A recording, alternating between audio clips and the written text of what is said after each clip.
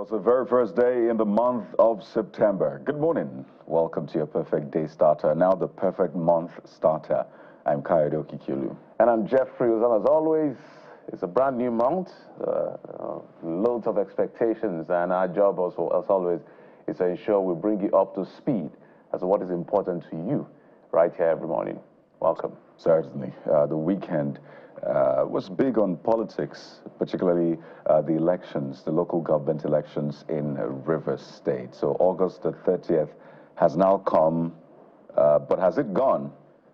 At least the effect of what happened that day has not gone entirely, and it would linger for years, particularly when it comes to governance and politics in Rivers State. So that election held in spite of a lot of opposition. There was a court case instituted against it, but, well, the election had to hold in all of the 23 local government areas in Rivers State. Now, we can tell you for sure that the results are out, and we'll just walk you through the outcome of that election in a moment. But, Jeffrey, did you think really anything was going to stop that election?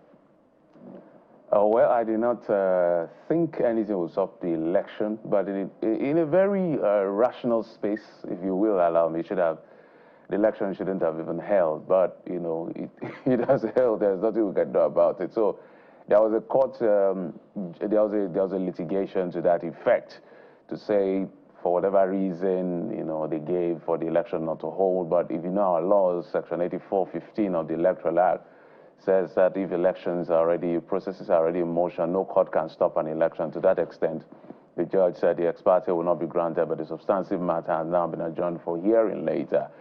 So the election of into local government council in Rivers State is not an emergency.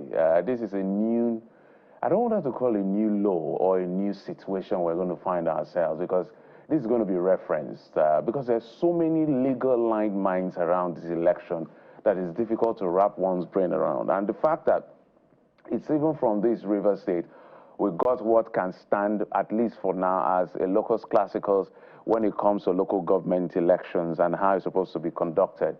Because October 4th or so, elections were held in Rivers State, organized by the suspended governor. And when it was organized by the suspended governor, they took him to court. They took RISEC, and they took the state to court, and the Supreme Court made pronouncement simply saying that according to Section 150 of the Electoral Act, according to Section 150 of the Electoral Act, subsection 1 and 3, that is the basis on which the Supreme Court, Justice Jami Yamama, nullified that election, simply because saying there are guidelines governing elections in the FCT area. It has to be the same with every state. In fact, the language of the Electoral Act says same and equal force.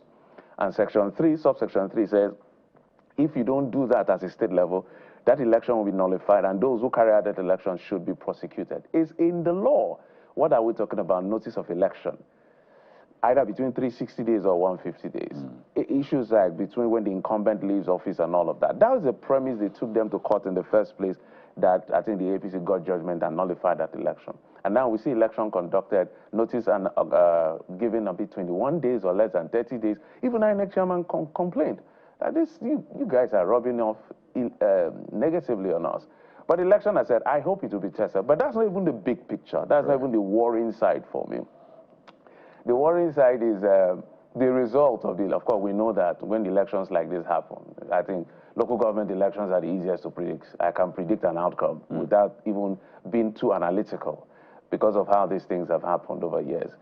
But maybe let's hear from the FCT minister, and then I'll come back to complete my thought as far as this election. He voted at Unit 007, Ward 9, in Obiakpo local government area of Rume Pericom. So let's take a listen to his remarks after he did cast his vote.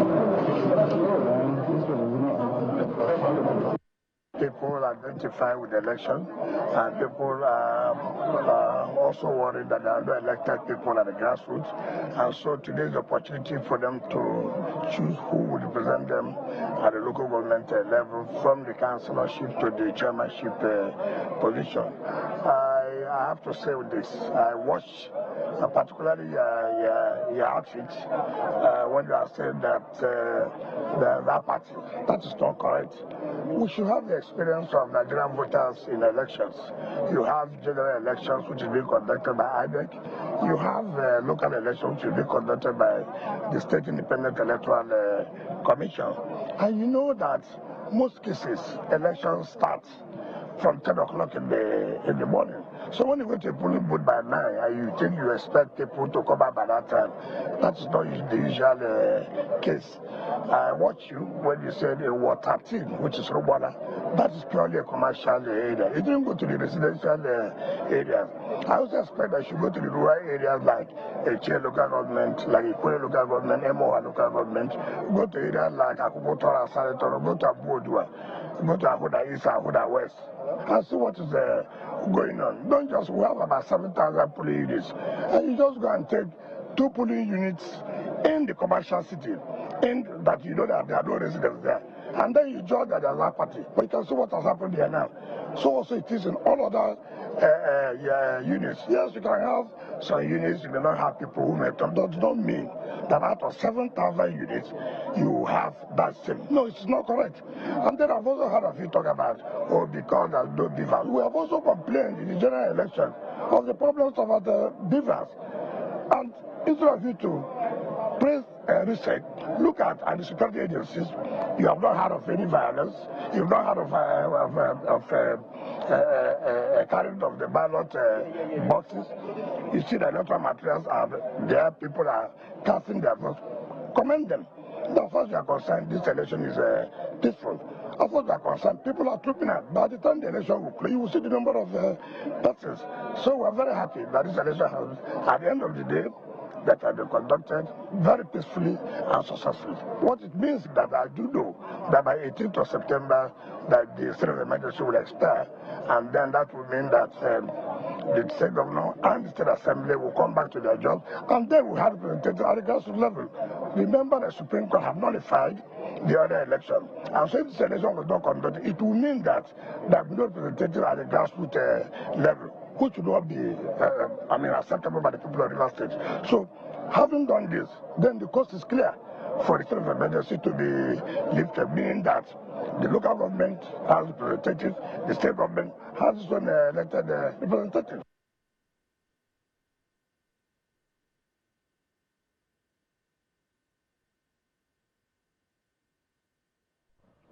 So there you have the FCT minister speaks to a lot of things there, I should say. Touched on the non-usage of beavers, which we'll still speak to on the program today. Also talked about the state of emergency as well. Well, talked about a lot of things, but let's walk you through the winners, the list of winners from this election. By the way, they will be receiving their certificate of return today, as they say, as the day hot. But let's take a look at the winners of that election. The APC, that's the All Progressives Congress, which is not the ruling party in the state.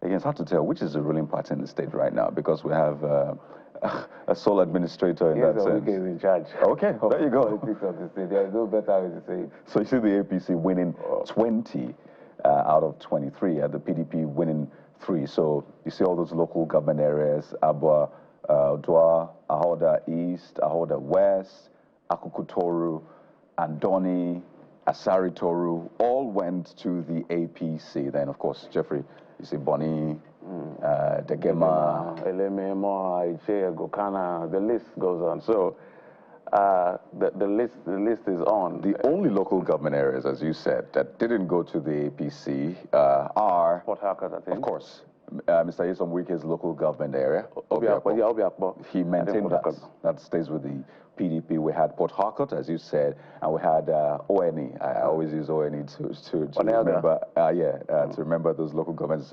Ogba, Egbema, and Doni stayed with the PDP. This was conducted under what's been described as collabo. Jeffrey, that's what people in the state are calling it. So let me interpret what is playing out here.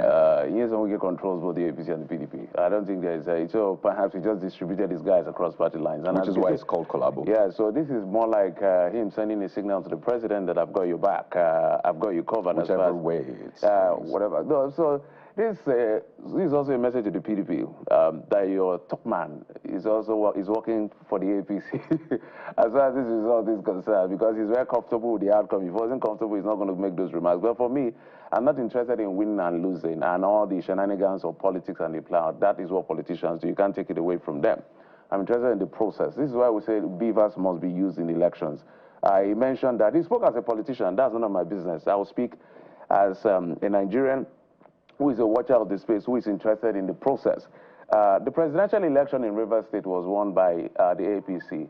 In fact, the entire election, I think about 500,000 if you take the result of the big four. APC, PDP, Labour Party, and NNPP came to about 500,000. APC took about 230-something thousand in that particular election. Now, the governorship election itself, the governor, Fubara, now suspended, won that election by barely over 200,000 votes. And in Obiakpo local government area, in fact, the entire votes of the big five of the state, so big five of the state, I mean PDP, APC, SDP, I think Accord, one other party like that. All together, from Obiakpo, they got about 60-something thousand. So PDP that won the election got about 45,000. How on earth did the local government election that has the biggest voter apathy churn out 300 and something thousand people to come and cast vote? That's the victory score of the winner. How does RISEC, given this logic I've played out, presidential election, the entire big four got slightly over 500,000. The president won with 200 and something thousand. The governorship election, the governor won with slightly over, I think, 200 or 300,000. Let me confirm my figure. Over about 300,000. In Obiakpo itself, the governor was able to get about 45,000. All the big parties put together in Obiakpo got less than 100,000. Then in local government area, local government election, where there's voter apathy, I was here on Saturday, where there is state of emergency, Obiakpo got 320-something thousand votes to elect a local government chairman.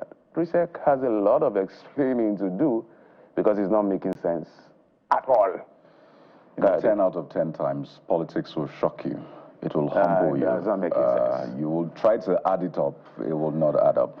But hey, this is the height of it. There's room for a lot of explanation, and we'll get into all of those issues on the program this morning. Because looking at the numbers, they don't quite add up. Well, they add up in that sense. But looking at it, local government elections, what exactly played out? What kind of voter mobilization was done, such that we recorded this channel? Perhaps RISEC will want to share with the whole of Nigeria and other states, so we can be able to implement it.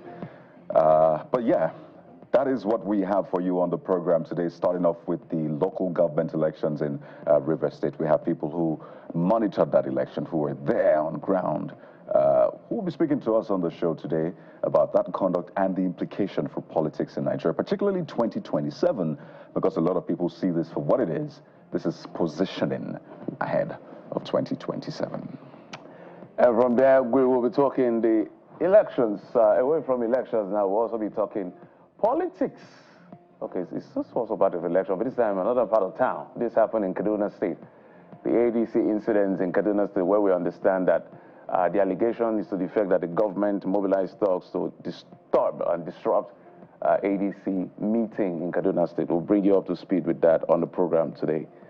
As far as the politics, so it's heavy on politics this morning. Certainly. A couple of other issues. But just before we get into our newspaper headlines, well, there's been a sad incident we've been tracking from August the 13th when it occurred.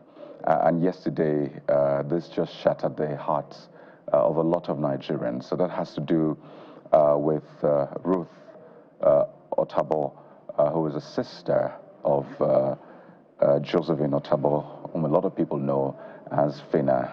Yesterday, they announced the death of Ruth Otabo, who was involved in that accident with a Dangote truck on August the 13th. And a statement from the lawyers to the family, that's co-solicitors and advocates, says, with a heavy heart, the family regrets to announce the passing on to glory of their daughter, sister, mother, On the 31st day of August 2025 at about 6:30 a.m.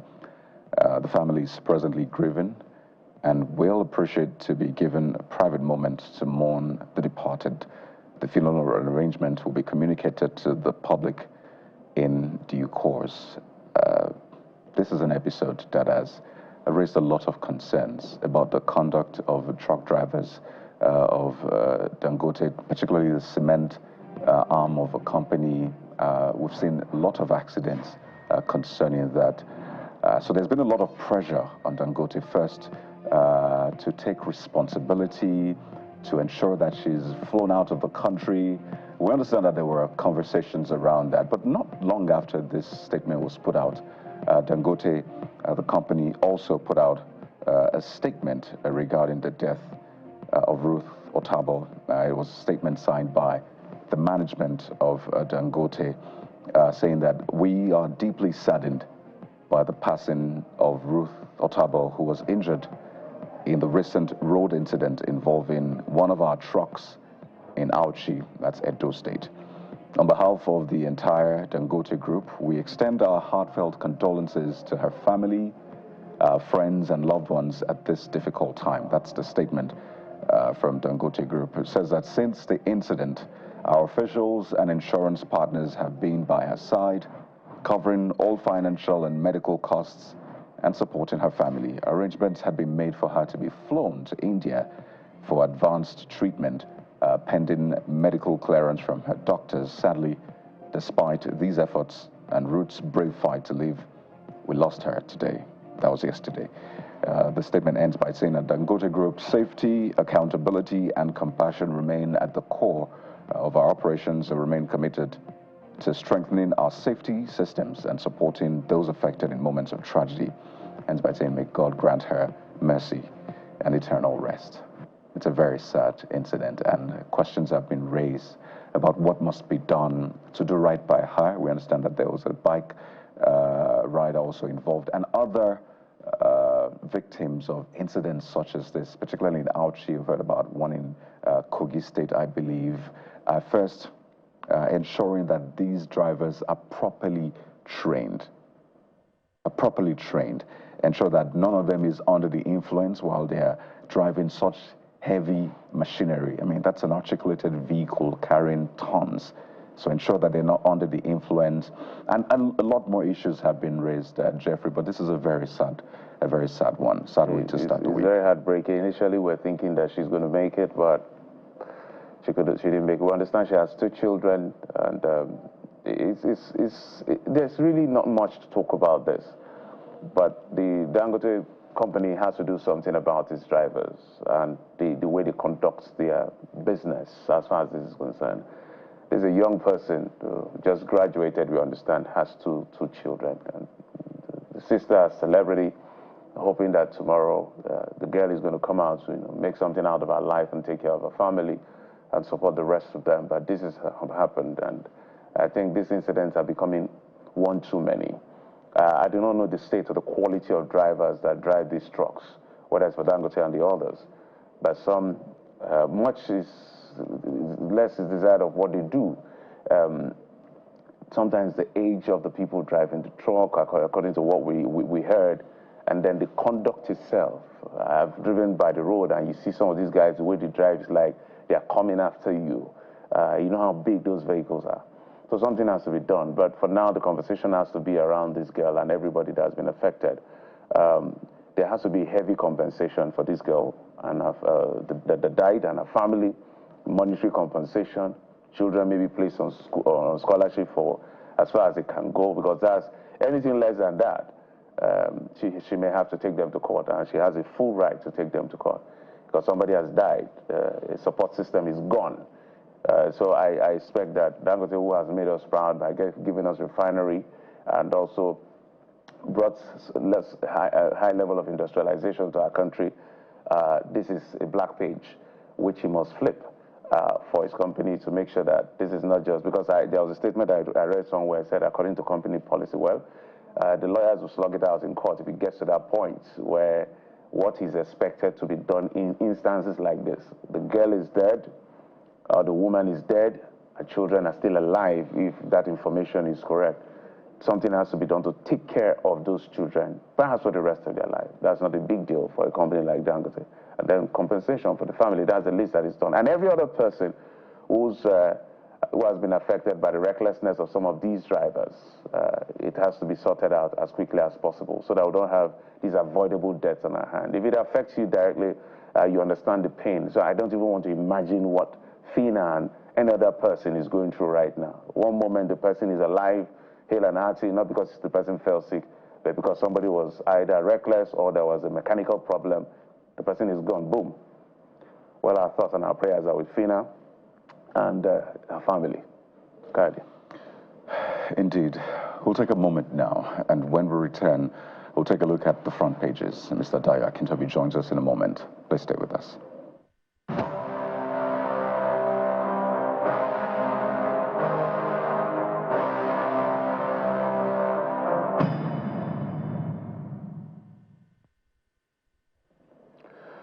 All right, Mr. Dayo Akintobi joins us on the program. He is a public affairs analyst. He joins us right here in our, I almost said Abuja studio.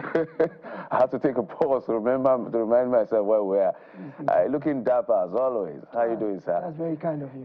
It's a Monday morning. It's a new month. Yeah, and it's a brand new month with loads of things. I would like you to, I don't think any of the dailies carried it, but I'd like you to touch on the River State, which we see as sitting on a lot of legal landmines, even though the election has been conducted. And I call it the miracle of Obiakpo that happened yesterday.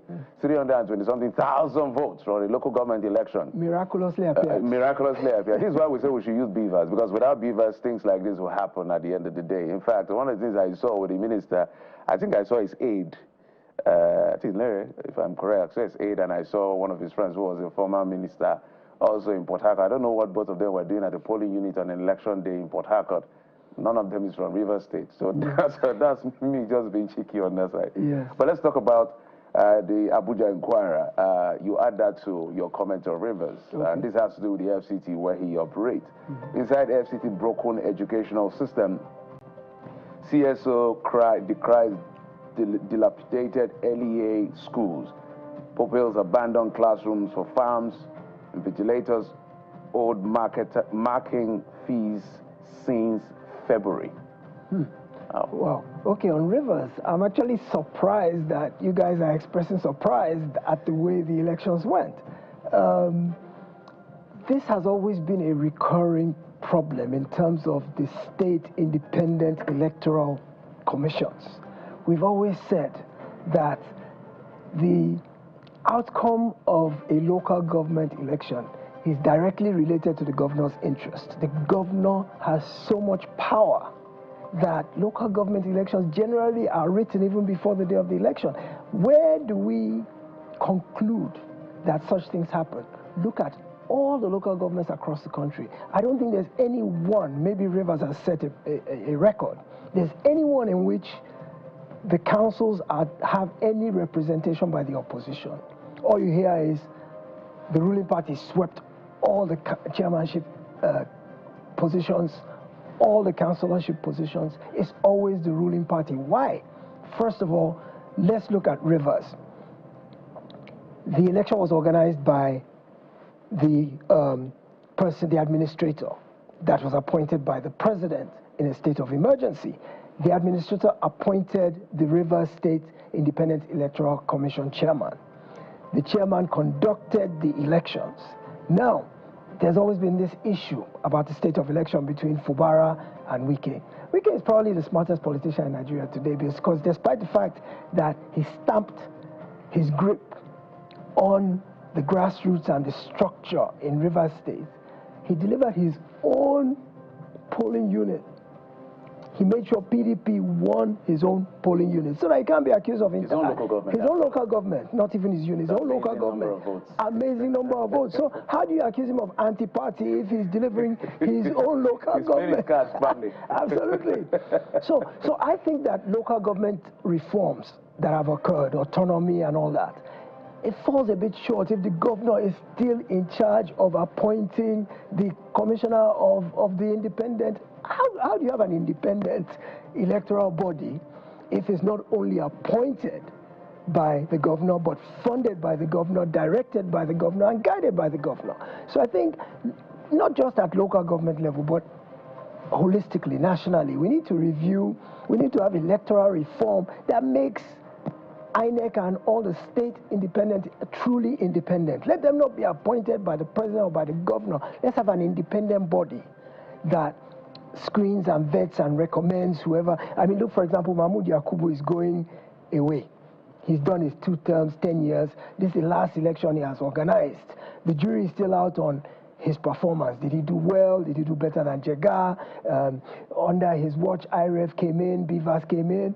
They didn't use all those things in the local council election yesterday, which may have had a basis for why more results were recorded than in the national elections. So we have a long way to go. And you look at it and you ask yourself, first of all, was it even right for the administrator to be the one to conduct local government elections? The administrator is not democratically elected. The person that was democratically elected is put aside for now. But does yesterday really reflect the will of the people of Rivers State? Can you categorically state that when it was not organized by people who are democratically put in by the electorate? So we have a lot of questions to answer about this Rivers State election. Will it hold muster when all the litigation starts and all the complaints start? Will it hold up to scrutiny? I don't know. I think there are a lot of questions to answer. You pointed out a lot of things when you spoke initially about some discrepancies. So let's wait and see. But for now, Wike is in charge. He has let us know who the big man is in Rivers State politics. And the state of emergency is actually coming to an end. I think it's September 18.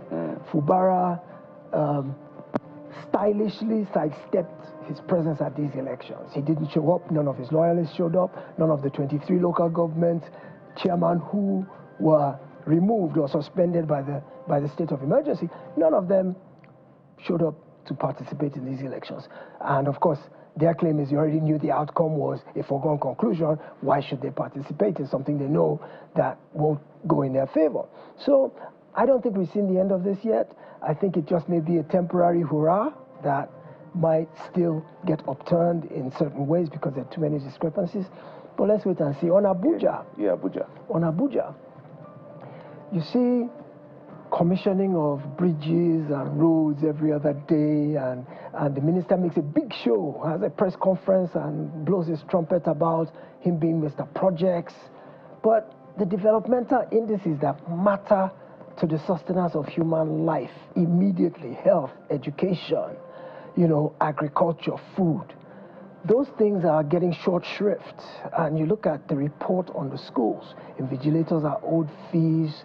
Students are not able to go to class. They are going to farm to be able to feed themselves. And it's heartbreaking because, of course, education is the linchpin, is the bedrock of development and civilization.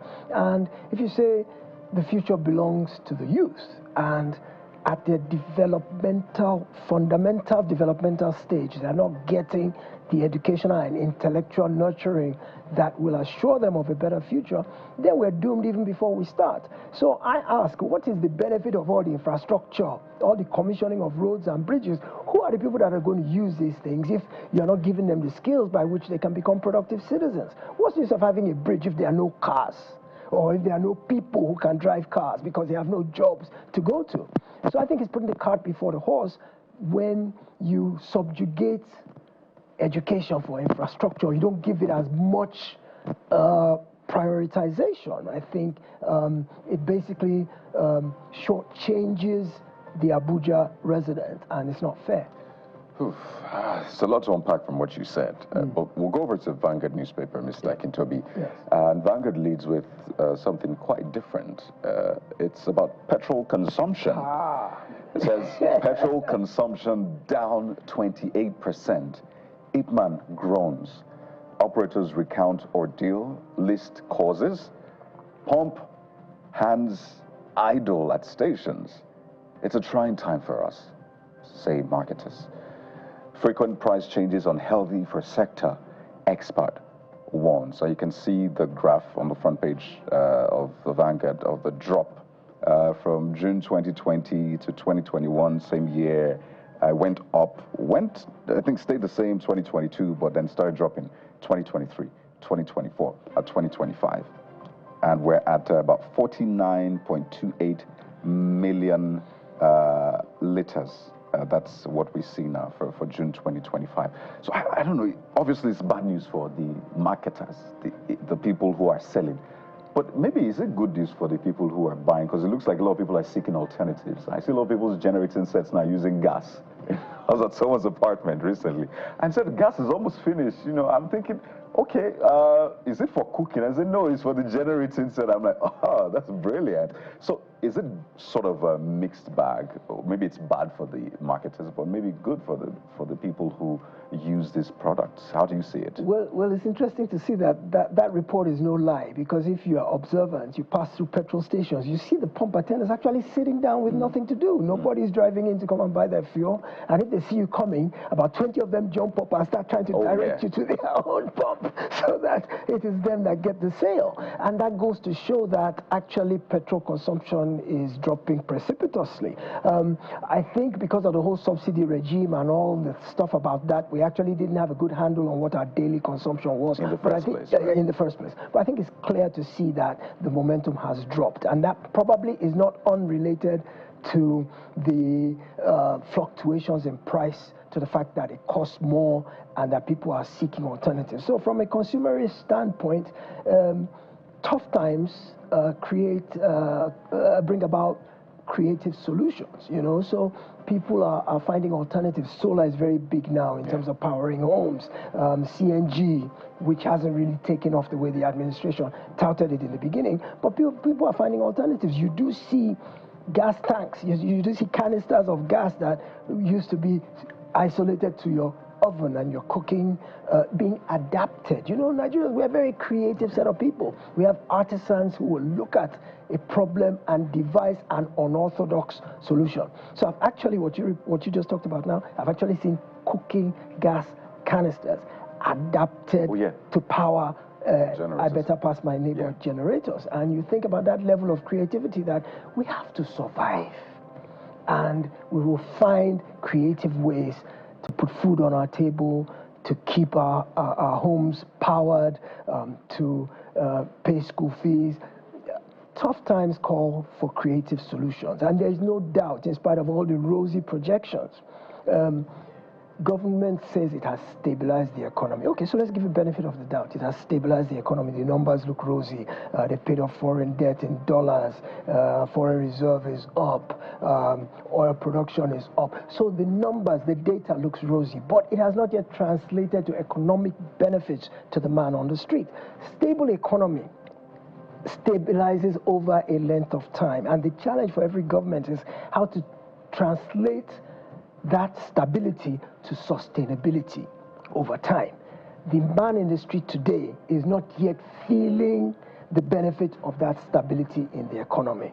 And that's where the challenge comes in for the players, the Minister of Finance, CBN Governor, FIRS Chairman, all the people that are pulling the levers of the economy have the challenge to translate into, I don't like that term, dividends of democracy, because it sounds like stomach infrastructure stuff we're talking about, but has to translate into economic dividends for the everyday Nigerian. That's not happening right now. It's interesting. The banks also play a huge role, and I'm just mentioned on the front page, Union Bank completes merger with Titan Trust Bank. It's a page 24 read. Interesting times. That's a preemptive strike against this recapitalization. Those who foresee that they may not be able to make it on their own are looking for alliances, mergers, acquisitions. How do we consolidate and come together to be able to meet this humongous stratospheric capital requirement put out by the CBN, which I think is good for the economy, because it means the weaker ones will have to consolidate or merge to be able to shore up the banking system, because that is the bedrock of the economy, is the banking system. Mr. Akizo, before I let you go, in just 2 minutes, Capital Project, New Telegraph, by the way, is the paper we're looking at. Capital Projects distribution equitable to all zones, federal government. The writer says Northwest's biggest beneficiary rules out sabotage on the Abuja-Kaduna train mishap, unveils new curriculum for basic, senior secondary, and technical education. This back and forth. How long will it last? Well, the government will always, of course, tout its own position that favors what it is doing. And I read the statement by the minister, and I looked at all the lists. He tried to give data that showed that, okay, these are the projects we've done in the Northwest, these are the projects we've done in the South, if you count them one by one. But that's subjective. It's up to who is presenting the data and who is interpreting it. I'm sure that on both sides there were some projects that were added, there were others that were left out, and that list may not be exhaustive, and you're just trying to present a position. Of course, this administration has been accused of the fact that it prefers certain zones to other zones, both in appointments, in projects, in funding, in everything. And when this kind of a claim is made, it's all about 2027 in terms of trying to shore up your base and the areas where you are weak. And even if you are allocating more projects to one place than the other, I saw them make an exception for Abuja and Lagos, for example, in their analysis, saying that those two merit special consideration. Lagos being the economic engine room of Nigeria, and Abuja being the capital, as so civil service structured, that they both merit special consideration, but that this administration is fair in its distribution, that is actually done. Because the accusation is, you know, the administration favors one particular zone where the president is from, and more is being done in that area than in other areas, and they listed the projects. Well, how true is it? It's up to the interpreter. The bottom line is one will always present a position that favors what you have been doing. So I don't think the list is exhaustive. I think it's all perception of the person who's looking at the results. But at the end of the day, government does need to be equitable and fair in its distribution. But also, it can't be by a rigid rule. You have to look at things like population, poverty levels. I don't expect that the rich states will get as much assistance or succor or developmental aid as the poorer states would be, so that we all need to kind of be on a level, you know. So more power to the government. Let's keep it up. There's a lot to talk about. Derek Kinsobe, public affairs analyst, always bringing your very sharp insight into the issues of national importance and interest. Thank you, sir. You are too kind to me. We'll take a quick break. When we come back after this break, we'll be talking Rivers State and the elections held. APC 20 out of the 23, PDP won 3, and there's a lot of talking point, legal line mines, and the conduct of the election itself. All of that is going to be the potpourri of the expatiation we'll do with our guests right here on the program in just a moment. Stay with us.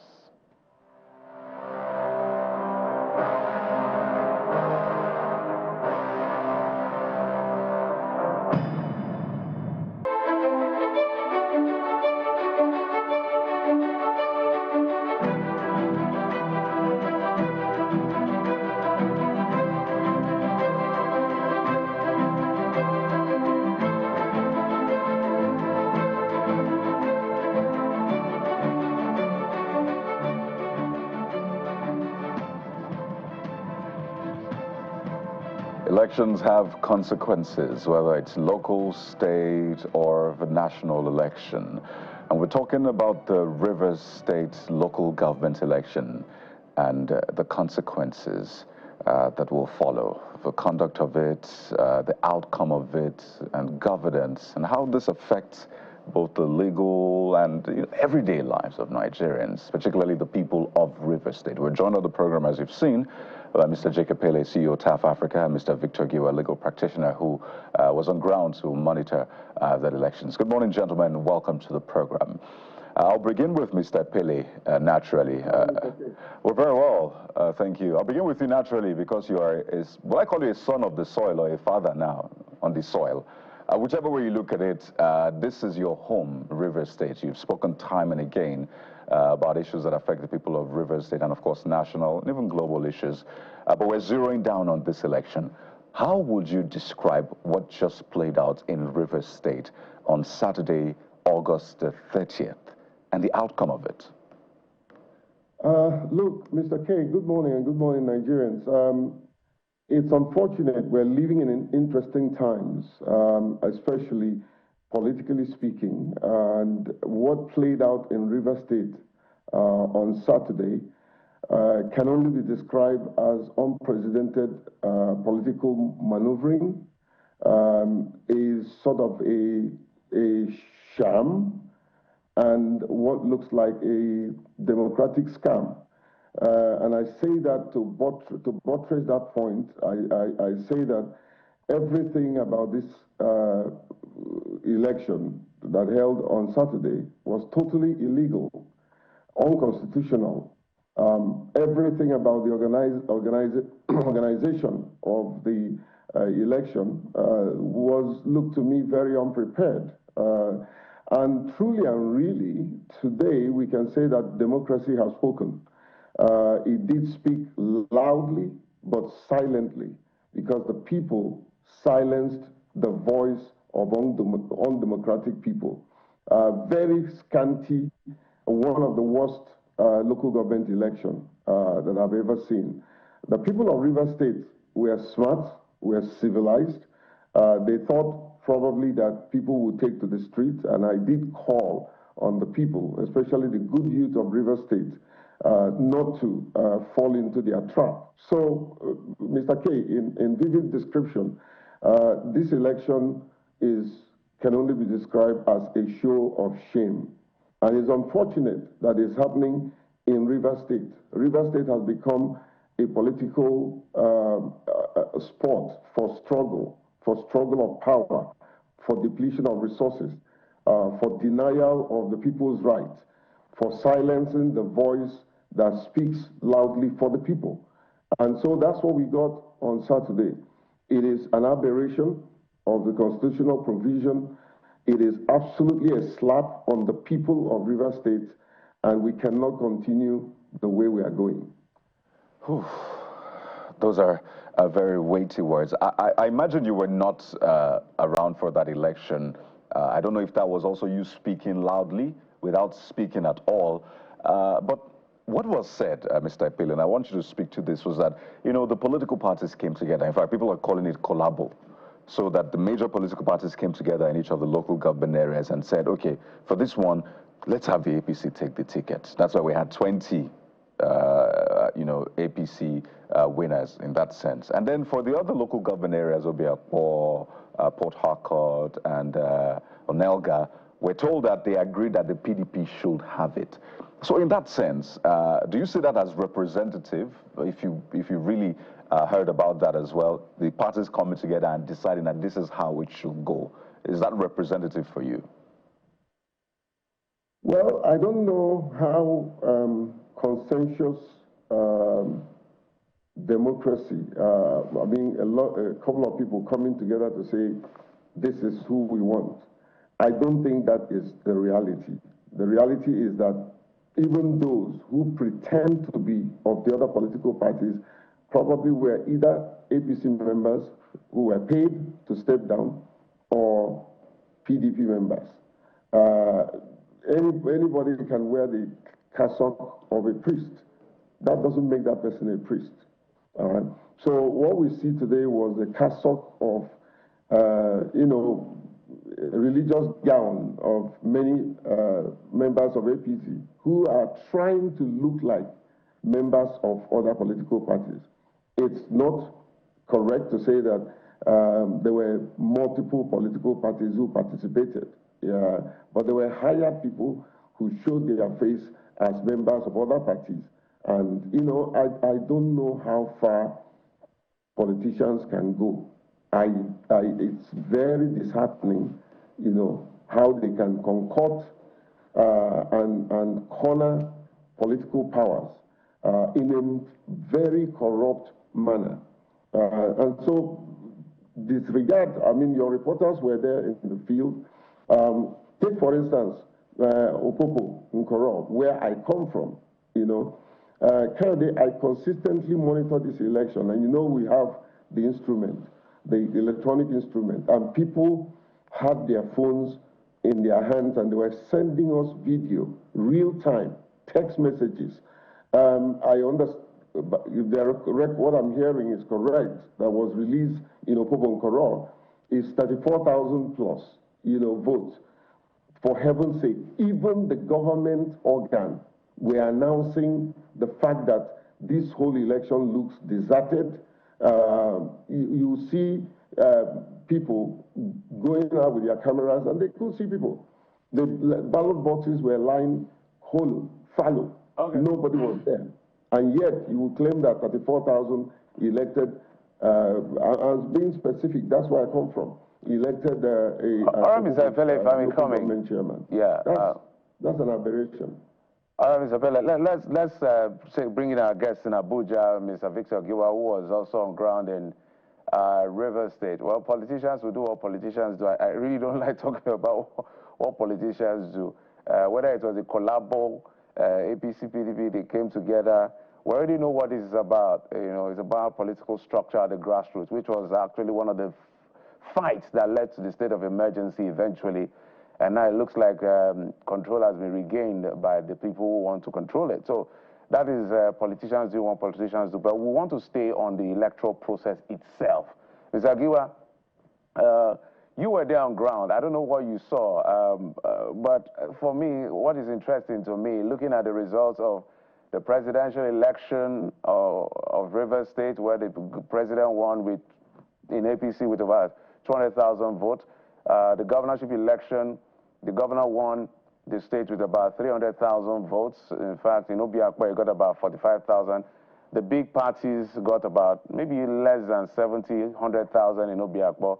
But miraculously, Obiakpo churned out 320-something thousand votes in a local government election. I had to listen to the chairman to be sure I heard what I heard.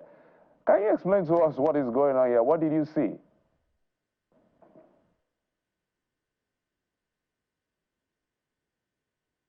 Okay, thank you very much. Good morning. Happy New Month to all of you.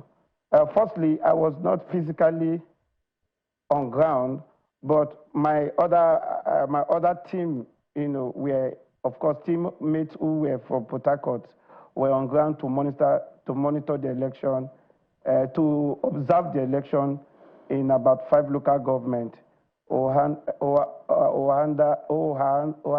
East local government, Equity local government, Eleme local government, Port Harcourt City, and one of the local government. As the coordinator of the team, I was getting live reports of what was happening. So physically, I was not there, but my other staff and team members were there, and they were giving us information, and we're collating the facts, to see how, of course, the election would go. But majorly, we had a very serious issue, even attending or observing the election. And the reason is because we have never believed in that election. We have also said in so many fora that the sole administrator does not have the jurisdiction, the power to supervise, coordinate, and conduct the local government election under the River State Electoral Commission, under the River State Independent Electoral Commission law of that state. And we have made it very clear. So it was a late decision we took, and that we said, okay, people can just go and observe. So the election, like my friend Jake Kekpili said, is more of an arrangement. It's more of an arrangement that was made to bring in, to pacify certain political stakeholders so that they can advance with their objective of capturing the state. And from the report we have, it really confirms that it was just an arrangement. It was like more of an electoral movie, so to speak. And so whatever came out, we were not surprised. We have predicted that that would be what will happen, and that was what we saw. Interesting. Let me bring it to Mr. Pele. We also try to get at least one of the victors of the election, or those who are in support of the other camp. In Rivers City, there's also the Fubara and Wike camp. But we understand that they will be getting their certificate of return today, so they were not available. So subsequently, we'll maybe have to bring them maybe tomorrow or next to get their conversation. Mr. Pele, as I said, for us, it's about the process. What legal minds are you seeing that is going to play out of this? Because apparently this is going to be tested in court. One is already in court that we can't speak to because the court had said, look, they wanted an ex parte to stop the election, but if you look at the Electoral Act, section 8415, if the election is already in process, no court can, stop that entire machinery from moving on. So to that extent, the judge may have made that decision. But the substantive matter will be heard later on. When you look at the legalese around this, what do you see? Jeffrey, I tried to pick up what you were saying. I think there were issues with your volume, but I can glean from your question. Truth be told, we are seeing a very strong constitutional crisis that will bring forth so many court cases. People are going to challenge this. Some of them who are claiming victory, when they assume office, I don't know how much they'll be able to do because they are totally, absolutely rejected by the people. However, we can say that politicians have had their way, but we will continue to have our say because it's important. A friend of mine said over the weekend, I mean, you've been struggling with this, you've been saying, but nothing has happened, little have not been moved.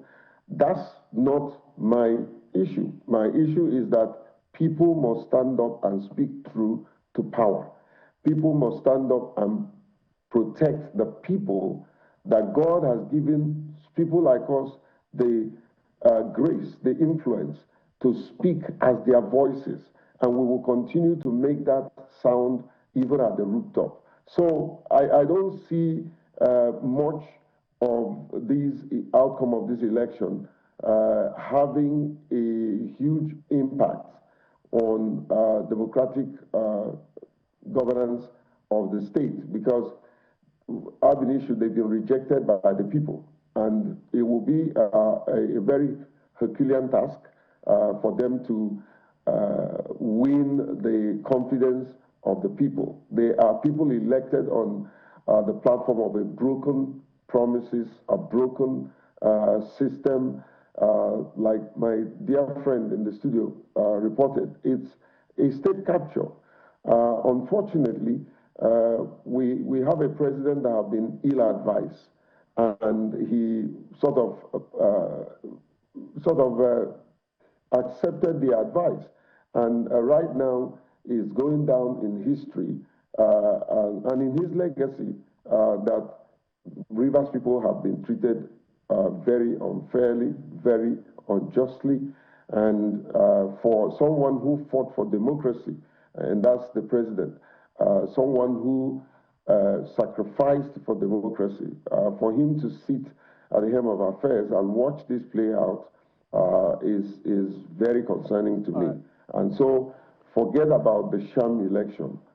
There was no election. There was a selection of loyalists, a selection of political stooges, a selection of those who wanted to align their pocket with the hard-earned resources of the state. Mr. Pele, yes. Go ahead. Yeah, I wanted to take you to Mr. Giwa because I know you have other so that we can wrap this up.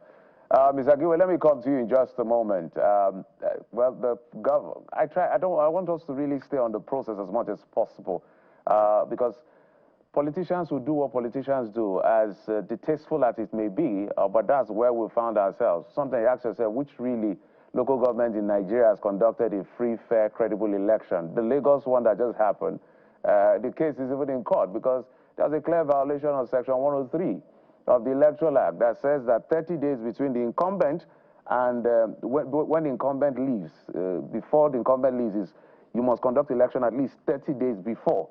But they conducted the election less than that, and they were defending it when there is a clear law guiding the conduct of that election, elections at the local government level. So if you go across Nigeria, local government elections are always shenanigans in that sense, and a shenanigan in that sense. Then the second part is to the fact that, it's about political structure and control, which was the beginning of this fight between Wike and Fubara.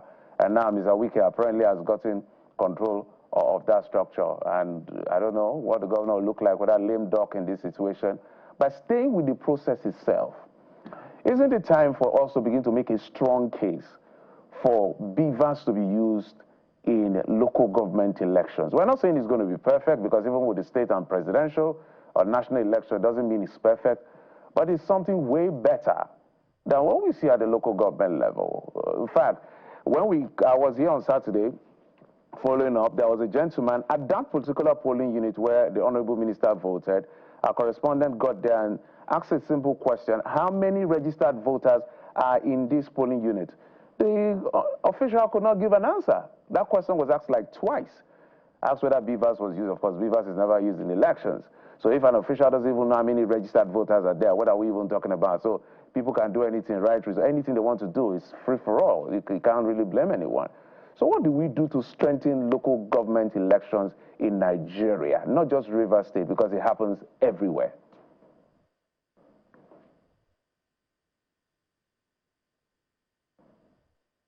Thank you very much. It's what happened in the local governments in most of the states, like you have stated, is just a fluke. It's a charade. It's an arrangement.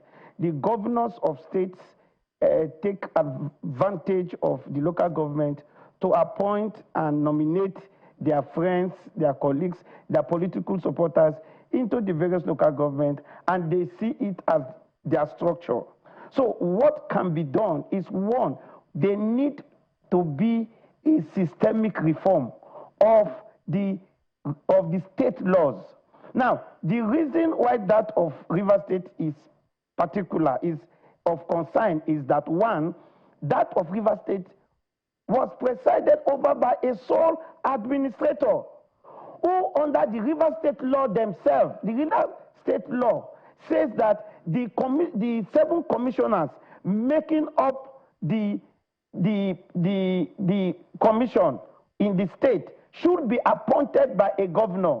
In that of Rivers State, the sole administrator cannot be stretched to be the governor of a state. So he couldn't have even conducted that election by any means under the law. Section 7 is very clear. Section 5 of the Rivers State law is very clear. So that is the peculiarity about Rivers State. Now, in order for us to have a credible system, I think that Rivers local government elections should be the first election that should be conducted not by the governors.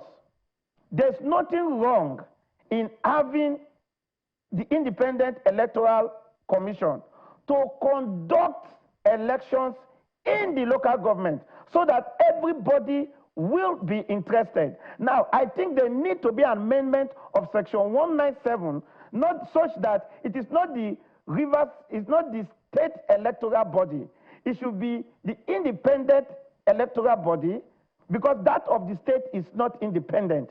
That to some extent, the INEC, independent electoral body, to some extent, they've shown some level of capability. So let INEC, the body, the national be the body, conduct all elections in the 774 local governments, and let all the elections be conducted in one day, and let the local government election, which the Supreme Court have said is very vital and fundamental, let it be conducted in one day, so that all eyes, just like in the state and presidential election, all eyes will be in the local government, because that is the state, that is the level of government that is closer to the people. But if you leave the local government to be local government election to be conducted by our governors, what they do is an appointment, is selection, is an arrangement, and they in the name of election. And that is what we have seen almost in every local government, like you have rightly said. So that is the problem. The only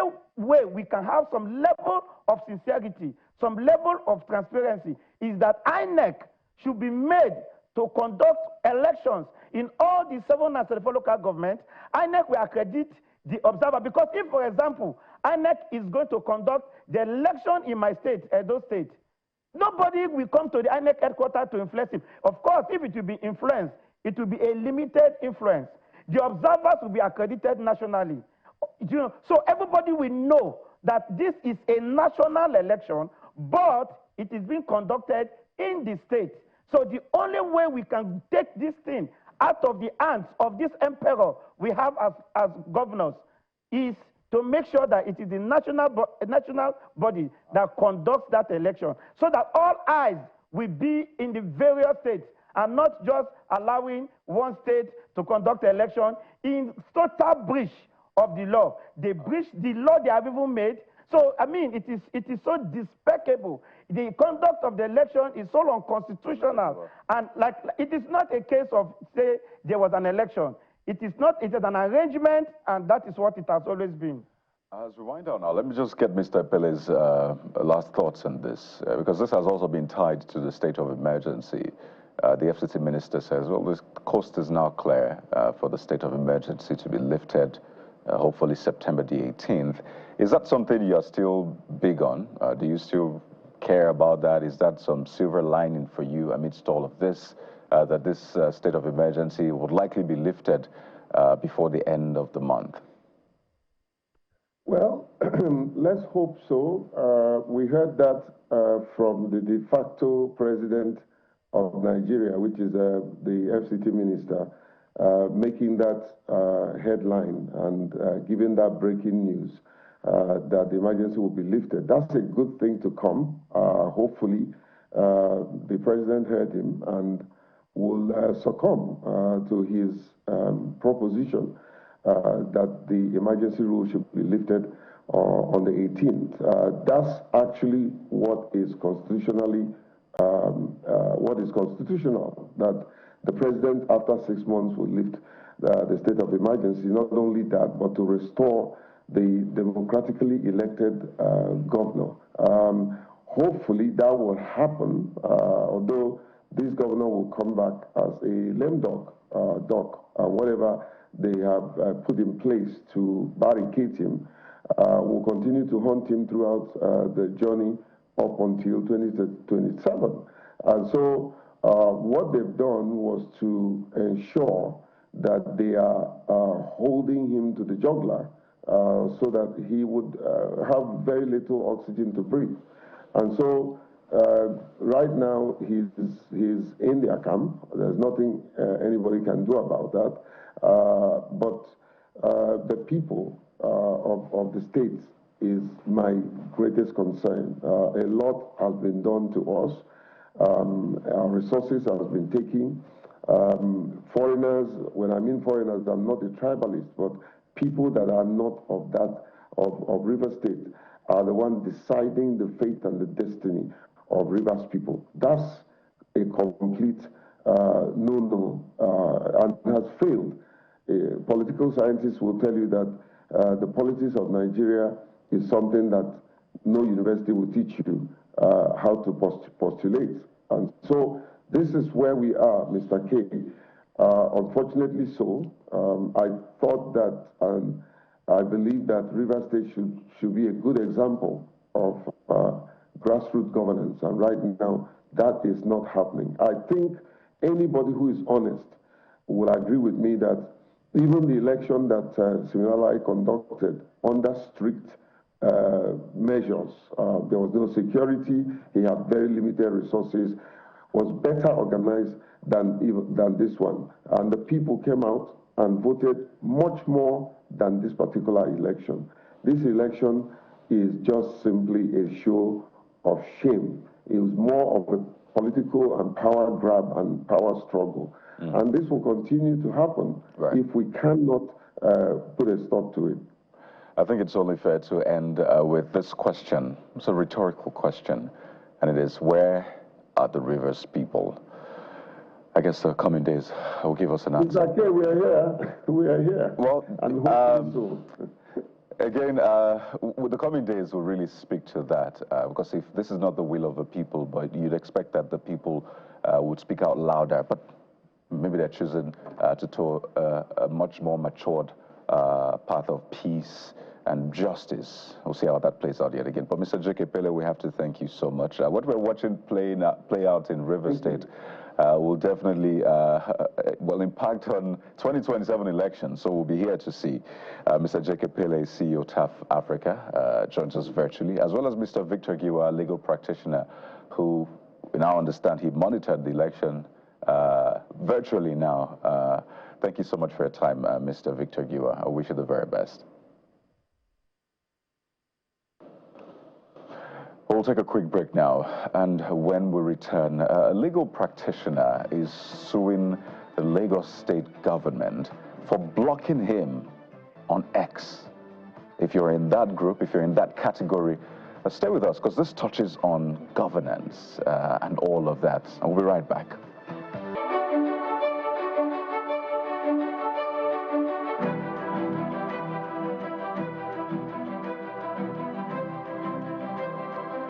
Welcome back. Let's bring in our guest, a legal practitioner. Festus Ogung joins us right here in our Lagos studio. And, well, Festus, as you've done, I don't think anybody has done this to the best of my knowledge, but you're the lawyer here. You help us understand. So to give our audience the background, he has sued Governor Babajide Sanwo-Olu for blocking him on X. So I'm looking at the handle. The handle is Babajide Sanwo-Olu, official handle of Babajide Sanwo-Olu, Executive Governor of Lagos State, former banker and public administrator. Let's build together. Give us the rationale behind your decision, because when we heard it, I was like, okay, this is the first, at least for me, I'm hearing this. What's going on here? I've only approached the court to seek protection when I discovered that the governor of the state where I live and work as a legal practitioner singled me out and blocked me on X.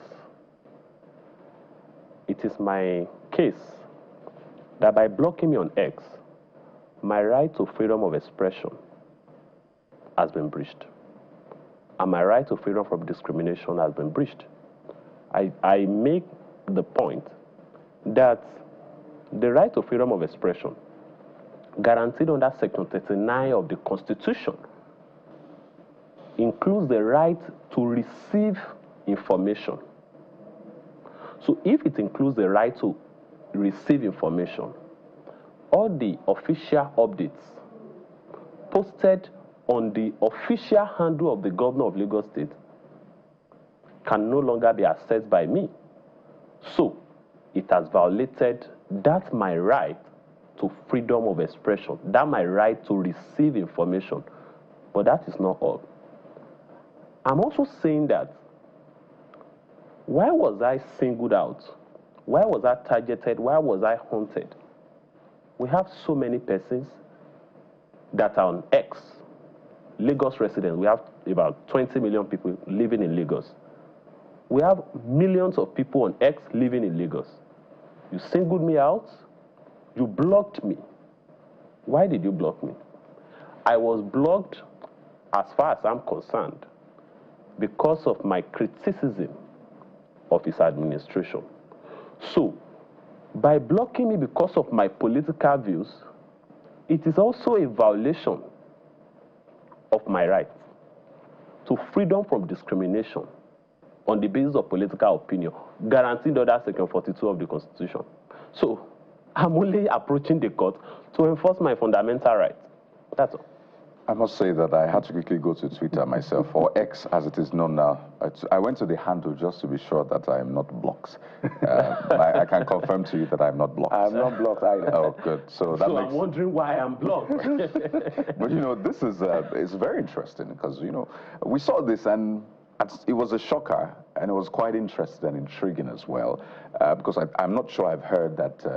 I know that blocking is a thing online. People dash out blocking from time to time. I don't know if you've blocked people yourself. I make it a point of duty not to block people personally, because I'm like, you know what, it's social media. So I personally don't block people. As much as you get any attack, I don't block people, okay? I don't do all of that. So I found it quite interesting to see that the governor blocked you in that sense. So you said that you think it's because of your opinions. Absolutely. Some of the opinions you have expressed. So speak to us about some of those opinions. So maybe we can begin to understand if there's a possible rationale that makes sense behind this. I would say that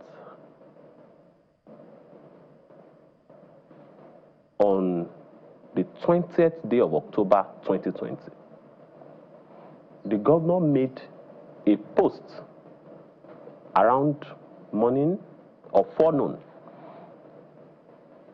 stating essentially that he has declared a curfew. And we know the implication of curfew. At that time, young persons in Nigeria were protesting. That's your answer. Hundreds of our people, young persons, were protesting at the Lekki toll gate. That information in respect of the curfew was posted on Twitter, on this official handle. Now, thereafter, in the evening of that day, armed forces were at the Lekki toll gate and shot sporadically at protesters. That was a massacre. Thereafter, we started demanding that the governor, His Excellency Governor Babajide Sanwo-Olu, the Chief of Army Staff, Buratai at the time, and the President of Nigeria, the late President Muhammadu Buhari, must be held responsible for the wanton violation of the rights of our people. People were killed, people died, several were injured. We're demanding accountability. On the issue of constituting a panel, we equally ask questions. On the white paper that was issued, we equally ask questions. So, when I saw that I was blocked, I felt, in all honesty, I felt haunted. I felt targeted. I do not feel safe that the governor of my state, where I live and work as a legal practitioner, has gone ahead to restrict my access to receive information. The point I labor to make is this. For us to know the importance of that handle, if I do not have access to the vital information that was, vital safety information that was posted on the 20th day of October 2020, who knows whether I will be at Lekki toll gate and maybe I will be a victim of the massacre that was unrepentantly perpetrated by the armed forces. This point is the very reason why I felt that there is a need for judicial intervention. Okay. If I was not given access to receive that information in respect of the curfew that the governor declared, who knows whether today I'll be with the angels. All right. So, because the issue is in court, as you know, a lawyer, so that it's not subject to... No, oh, pardon me? Has it been filed in court, the case? Oh, the case has been filed. Has the date been fixed? No date has been fixed for hearing. So I want to also limit how much we can go. But I'm just looking, the reason I read his handle is to the fact that it's his personal handle. Absolutely. Although he's a public figure. So there's a Lagos state government handle. Absolutely. I'm sure that may come up in court. But talk to us about, broadly speaking, about public officials and accountability and your perception of what it is. It is one of the reasons perhaps some people are calling for instance, the presidential level, how that will work, whether it will solve any problem, I do not know. But we admire what goes on in climes we see that those things happen, like the UK, where there's a parliament where the Prime Minister, I think every Wednesday or so, has to show up and face-to-face with the opposition bench, has to defend policies and decisions and programs made by government. So, not the one that we almost want to beg for a media pally. They will not show up for debates before election and all of this. Talk to us about public officials in Nigeria and their sense of being able to show accountability to the people and what can be done to make them understand, not just on Olu now, this case we're talking about because it's in court, yes, generally, yes. to understand that they serve the people. Democracy thrives when there is accountability and transparency. It thrives when there is accountability and transparency. But it appears to me that the reason why the Nigerian political elites are not giving room for transparency is because of the decadence in the system and because of the issues of corruption and injustice that is everywhere. If they are to be accountable, then they are going to be exposing themselves, which is why they are not accountable to the people. And one of the pointers to a dying democracy is the consistent attack on dissent, on journalists, on the media, and on critics. And that is why in the past years, we've seen consistent attacks on freedom of expression. We've seen how journalists are arrested, bloggers are intimidated, people, young persons, vocal persons are, arrested. Some are even detained. Some are jailed under this, Cybercrime Act. And it has now gotten to the extent now that people who share divergent views are even now being blocked. These are signs of intolerance to criticism. These are signs of intolerance to accountability. So I drew my inspiration from the United States of America. Similar to what we have in court is a case that was instituted against Trump in 2017, and the US court made it clear that as a public office holder, you cannot block a citizen. I said, come, the root of our Constitution is linked to the United States system. So if we are saying we are practicing a democracy, then we cannot cherry pick on whether our leadership are going to be accountable to the people otherwise. Accountability and transparency is part and parcel of democracy, and our leaders cannot shy away from it.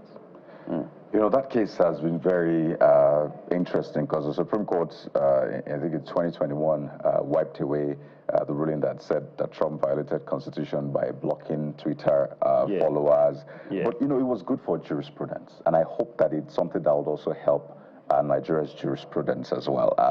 First, for a lot of people who are wondering, what is this talk around Twitter ban? Twitter blocking. It means when you're blocked on Twitter, right, it means that you're not able to see the person who blocked the post of the person. I think you're not able to mention that person, if I'm correct. Am I correct? I've never been blocked, so it's hard to tell. But basically, it limits, so that's the court document, but it limits the way you're able to interact with the blocker. You can't definitely see the person's post because it tells you you'll be blocked by this person. You can't interact and all of that. When did you notice that you were blocked? I noticed on the 13th day of March 2021. Wow. That's 4 years ago. I gave the government a benefit of doubt. Wow. And you're seeking an apology? Yes. From the government or the governor this time around? From the government. What else are you seeking? I'm seeking that I be unblocked, but I'm not asking for damages. Why? Because the matter was instituted for the interest of the public. We are trying to set a precedent for the Nigerian state in the digital era. It's not for the money. I'm not even asking for the cost of the suit. I'm not asking for the cost of the suit. I want to see that the governor of the state where I live and work unblocks me and hopefully apologize to me. And you mentioned the other time that the Supreme Court of the United States somewhere vacated the ruling. So in 2021, yes, because Trump was no more president. That was the point I want to clarify. Yeah. It's just like what we do in the Nigerian states. When you have a matter in court and it gets appealed, by the time the appeal is heard, the subject matter maybe has left office. So it has been overtaken by events. It has been overtaken by, it becomes academic. That was the reason why it was vacated. But for the main, that's why I said it's good for the jurisprudence. For the period while the governor this is in lawsuit office. is not about me. It's more about the democracy that we practice and our fundamental right jurisprudence in Nigeria. And that brings me to the issue of our democracy. So I like the way the conversation is building, taking a life of its own. Because sometimes it looks like, I don't know whether for the masses or for the politicians or for us generally, do you think that from the legal point of view and our point of view, is democracy inconveniencing us? I do not think so. You know, we're monarchical by nature, by our origin, by where we come from. We came from kingdoms ruled by kings and, chiefs and all of that before civilization came and all of that. So they said culture will swallow strategy for breakfast. So do you think democracy is inconveniencing us in the real sense? I do not think there is any substitute for democracy, if you ask me. I do not think so. The trouble is we've been burdened by sets of individuals that shouldn't be close to the seat of power. That's the challenge that we have. In my respectful view, the worst of us are those sets of persons that are leading us in the country, whereas we should be led by the best of us. Democracy is not overburdening us. What we have at best is a system that is ruled by a people who should never be found close to the corridor of power. If we have a set of individuals that are committed to the ideals of democracy, the principle of fairness, the principle of justice, the principle of equity, and with a sense of fear of God, we will not be here in this country. But what we have is a set of individuals that are only interested in political power, oppressing the poor, and enriching themselves at the slightest opportunity. If we have a set of individuals that are committed to the Nigerian project, we will be left to ask ourselves whether this democracy is working for us or this democracy is inconveniencing us. As far as I know, the Yoruba historical perspective will demonstrate to us that we have something close to democracy in our culture. Back in the days, we had something close to democracy, how we choose our king and what have you. So it is my respectful view that democracy as it were seem not to be working, not because of anything, but because of those in the seat driving the vehicle of our country. If we have a set of, very committed persons, I think the narrative will be different and our democracy will be better for it.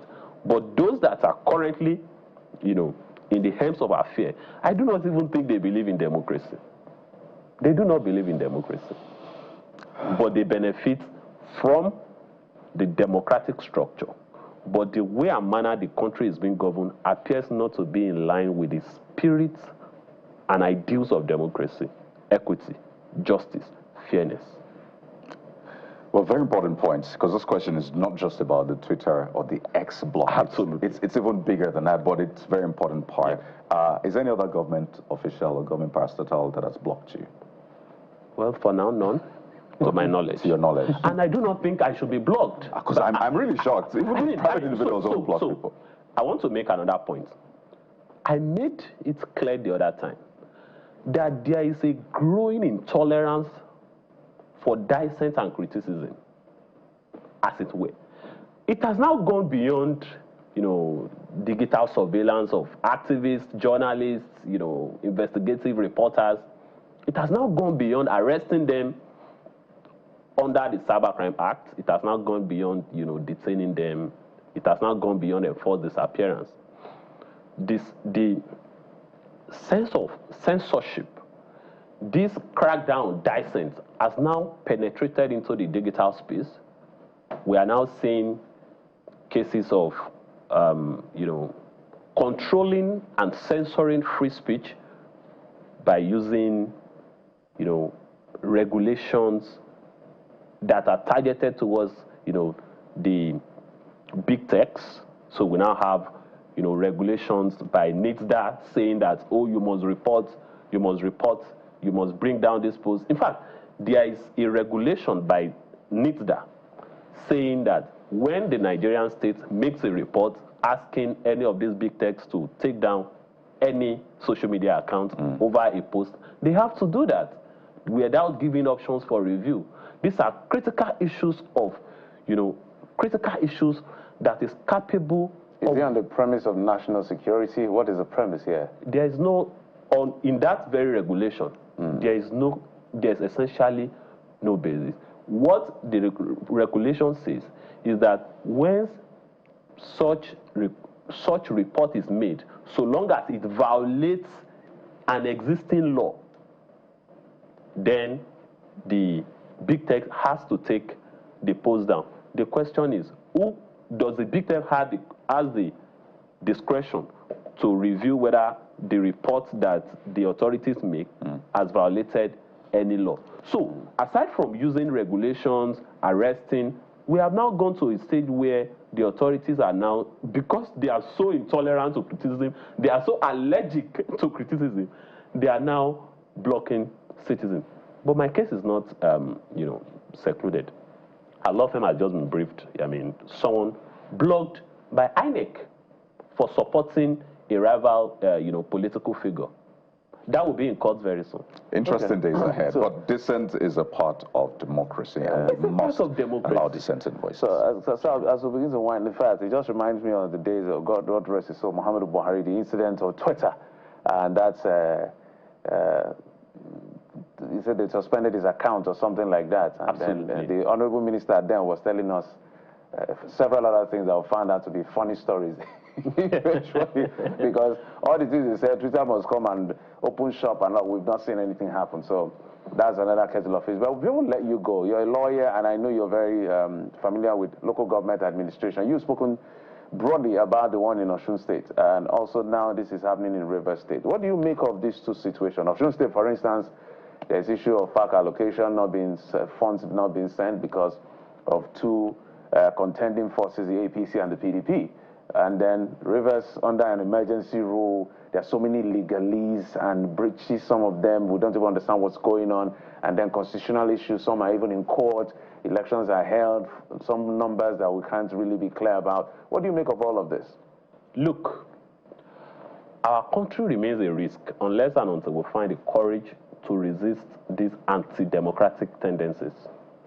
In Osun State, the federal government is subverting democracy. Clearly, there is a clear subversion of democracy. The position is very clear. The judgments are very clear. So why are you not, sending them allocation? What empowers them to withhold the allocation that belongs to the good people of Osun State? There is no legal, there's no moral, there's no constitutional basis why the allocation should be withheld. And let's come to Rivers State. Whenever I think about Rivers State, if you can do that in 30 seconds because of time, my spirit gets to break. And the reason essentially is because there is, again, no legal basis for the suspension of the governor. Not just that, the president lacks the power to suspend the governor. Can you conduct an election when the persons that were to conduct to constitute the Rivers State Electoral Commission under the electoral law in Rivers State are to be appointed by the governor? They are not appointed by the governor. Can you put something or nothing and expect it to stand?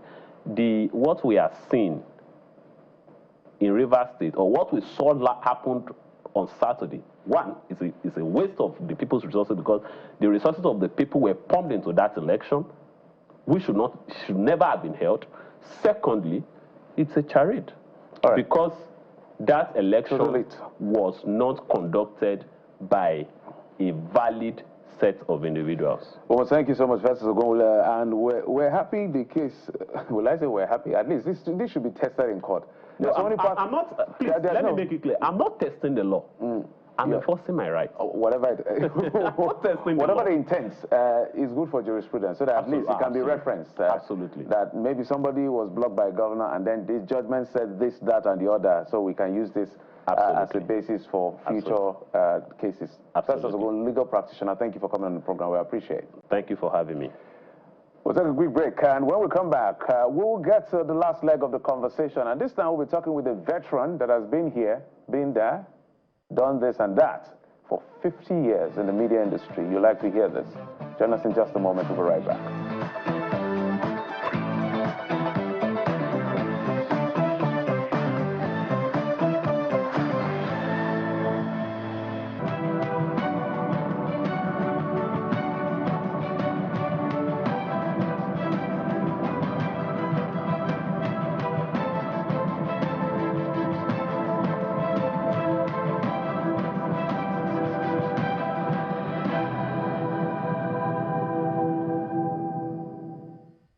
Today we have the pleasure and honor of sharing the golden story, pun intended there, of veteran journalist and producer Bimbo Oloyede. She joins us live on the Morning Brief today.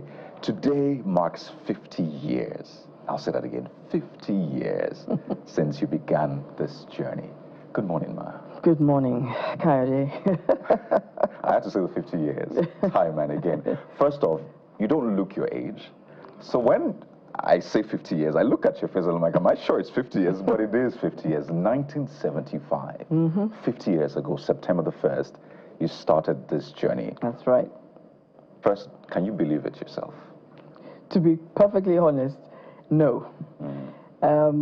Because it just seems to have gone by, you know, just like that. But I'm really grateful. I'm grateful to God that I'm still here, and I'm still doing what I love to do. Amazing. I want you to walk us through your very first day in NBC TV. That's what it was. If you can still remember that feeling, if you can remember the experience. Yes. And the reason we're doing this on a lot of levels, first, we're celebrating you because it's beautiful to see. We don't get to do this a lot. So every time we get a chance to, we jump at it. I mean, these are the stories to share with the world, with Nigerians, with young people. You're starting your career. Yes, you're 3 years in and you're like, I've had it, I need to resign. So it's 50 years in and out. So walk us through your first day, if you can remember, or maybe your first week. I can remember my first day, Beautiful. but I can't remember my first week. I remember reporting. I remember being taken to the entertainment department. Incidentally, the late Art Alade was the head of the entertainment department. That's Dari Art Alade's father. Father, exactly, and actually a relative of mine. So I was waiting. I was there for about 45 minutes, and then somebody came into that office and said, oh, this is not where you're supposed to be. We're taking you to the drama department. I said, okay. I mean, I didn't really know much about the difference anyway. Yeah. So I got up and I followed the person to the drama department. I was taken into the head of department's office. Then he was Taye Ayorinde. Now he's Elder Taye Ayorinde, and he's still alive, and he's 90 and about 2 or 3 months. Wow. Yeah, so I was taken into his office, and then he called in the person who was the, well, let me say the head of the producers at the time, and introduced me and said, oh, this is Patricia. My name is Patricia, my first name is Patricia. So he said, this is Patricia Roberts. That's also my maiden name. And the person said, Patricia Ke, don't you have a proper name? I said, I beg your pardon. He said, don't you have a Nigerian name? I said, yes. I said, my Nigerian name is Abimbola. Oh, okay, fine. Well, we'll call you Bimbo. That's how that became a brand. That is how on day one I became Bimbo Roberts. Ooh. And I later married that man. Ah, that is so beautiful. Amazing. That was at NBC TV. That was NBC TV. That's a time we didn't have technology, in that sense. We didn't have the technology we have today. Oh, no. Television No, was still no. like old school in It that. was not just old school, it was black and white. Interesting. Yeah, it was black. Talk to us about your first day broadcasting, because that's always a very memorable moment. Yes. The first day you actually did the job. Okay. That you are now so proud of after 50 years. Well, there was something that happened before that first day. It was 1976. There had been a coup. General Murtala Mohammed had been assassinated, and there was a curfew. And those of us in the drama department were told that we had to come up with something. There was a curfew, artists were not available, and so we became the artists. And I came on air, and I presented poetry. I read some poetry. And well, it is from that poetry, actually, that I was given literally 24 hours notice, about 2 or 3 weeks later, that we are going network. The news is now going to be presented by men and women. And we saw you read poetry. We think you can do this. Get ready.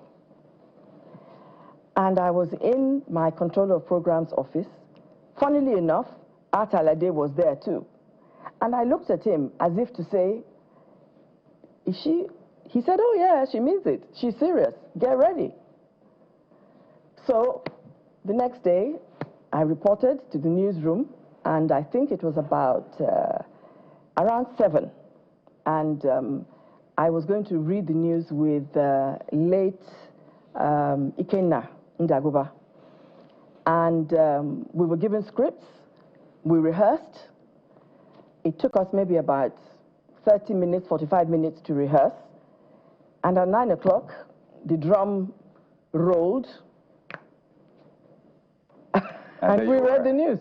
Did you freeze? I've heard Larry King talk about his first experience. He froze and they had to come in and say, this is broadcasting. Speak, come on. No, what was the experience like? I didn't freeze. I didn't freeze because for several years, whilst I was at school, I had been, yes. Well, I had been practicing without knowing I was practicing. But I had been practicing, actually, because I had taken elocution lessons. I took part in public speaking. I took part in drama festivals. So I was used to audiences. I wasn't used to the camera, but, you know, I just regarded the camera as another audience. And yeah, we cannot have you here and not take lessons. When we speak to persons like you, I always say you are a benefit of hindsight. You started broadcasting before I was even born. So you are a benefit of hindsight. So if you help us by, let's say, 1975 to 1985 to 1995 to 2005, this is 2025, 50 years down the line, if we were to unlayer every 10 years and what has changed besides technology in terms of quality of broadcasting, what would it be for you? That's an interesting question. 75 to 85, innovation. Innovation in the sense that we had people, especially in the newsroom, we had a director of news who was fearless. And even though we were under the military, he was prepared to, as a matter of fact, at a certain point in time, rather than the newscasters being quizzed, he would turn up at Dodan Barracks, as it was then. He would go there in the morning and say, do you have any problem with what we did last night? If you have any questions, I'm here to answer them. So he was daring, and he wanted things to be done, you know, differently. Now, I only spent up until 1980 reading the news. I left at that point, and within a couple of years, my husband and I went into, well, he was already a producer, but, you know, we established our own production company. So I was kind of on the sidelines, really. He was the drama, you know, producer. But I would say that at that time, from that perspective, innovation in the sense that we had very interesting drama programs, drama series on TV. Again, quite daring because there were messages there. In fact, I recall attending an event at some point, and the Chief Justice of Nigeria was talking to my husband and I, and asking, because he had discovered that he was the producer of Village Headmaster, and he was asking him, where did you get the information for that script, for that episode that was out last week? It is too close to home, you know, but there really hadn't been any kind of leakage. It's just that people were willing to express themselves. So let's jump to 85 to 95. I wasn't really that much involved with TV, but that would probably be maybe the heydays of NTA at the time. And as we were moving to 95, I can't remember the exact year that private broadcasting came in. I don't know the exact year that AIT came on stream. Early 90s. Early 90s, right. So, of course, the diversification came in at that point. Did it enable us to improve standards? I'm not sure. It enabled us to have access to more technology, more modern technology. I don't know if we made good use of it. I don't know if we made the best use of it at that time. Okay, so 95 to 2005, now we had many stations, many radio stations, many TV stations, many more practitioners. I think we were getting to the point where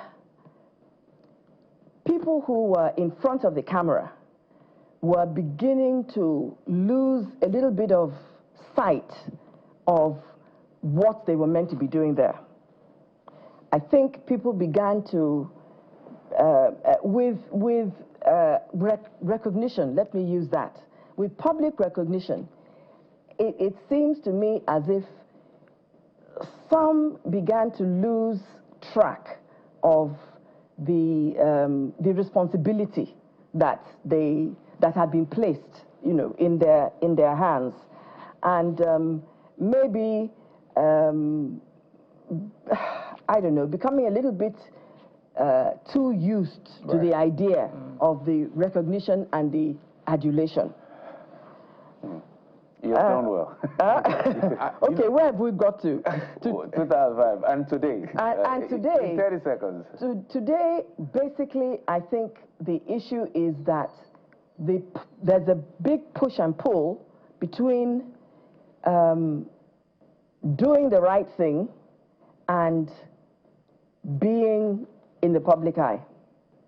All right. There are two things I must ask you within the time that we have, ma'am. First, I mean, they tell you Ronaldo, one of the best footballers, but he has one regret. He's not won the World Cup. Do you have any regrets? And I know some people shy away from that question, but I mean, it's a thing. Do you have something that you wish you could have done, that you still want to do? Second part of my question, it's more like a request. I want you to sign off as though you were signing off on the news today. Sign on and sign off the news. Can I remember? It's 10 years since I stopped reading the news on channels. You know, I missed that, so maybe this is my way of trying to relieve that. But more importantly is the regrets bit. Do you have anything that you look back and you say, I wish I had done this? I think I would have liked to have presented some other types of programs, not just the news.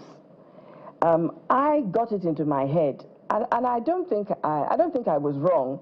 I felt that being a news anchor, you know, required a certain type of attitude or a certain type of behavior. So some of the kinds of programs that I would have loved to do would not have resonated well with being a news anchor. You would have watched me on the news, and you would be thinking to yourself, Is it the news that she's reading, or is it that program where she was saying all sorts of odd things? Yeah. You know, there'd be that kind of dichotomy between. So I would have loved to have done certain other types of programs. And I think I may still do them. Ah, because you're only just 71. That's all. I mean, you don't even look it. I'm always thinking you're 50. But it's always a pleasure to speak with you. I mean, Thank you very much. You radiate such power, such grace. It's interesting how you combine it. And your demeanor is so calming. You appear and I'm like, no problems anymore. Before, do you have an event coming up anytime soon? Just to celebrate that. To celebrate the 50 year? Yes, I have. Yeah, actually. if you can do it in 10 seconds. Okay. It's actually a book. Okay. Yes, it's a book that I've invited a variety of people to write articles about different aspects of the media. We're editing it at the moment. And I think probably early next year, we should be launching that book. Something that students of mass communication should be able to benefit from, because there are many experiences that many of us have had, and it's never been captured. Always an honor. I guess I'll take up the request another time for you to reenact the news.